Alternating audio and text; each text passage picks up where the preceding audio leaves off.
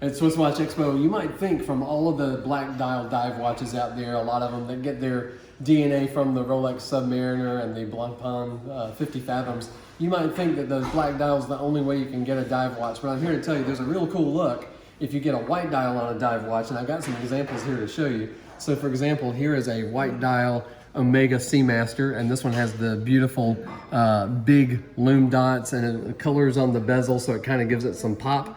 If you don't like that so much, here is a GMT watch. They nickname this one the Great White. It's got the white wave dial. Very cool look.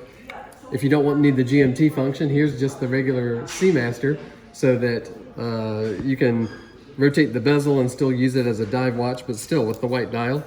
Cartier made the Pasha Seatimer with a silverish dial that still looks kind of white, and this is a real dive watch. It's got the rotating bezel, unidirectional, the crown covers, everything that you need for it to be a real dive watch. Breitling has loads of choices with white dials. This one I just picked out. I like this sort of sideways panda view on this one based on a Value 7750. There's loads of 7750 based Breitling watches for you to pick from.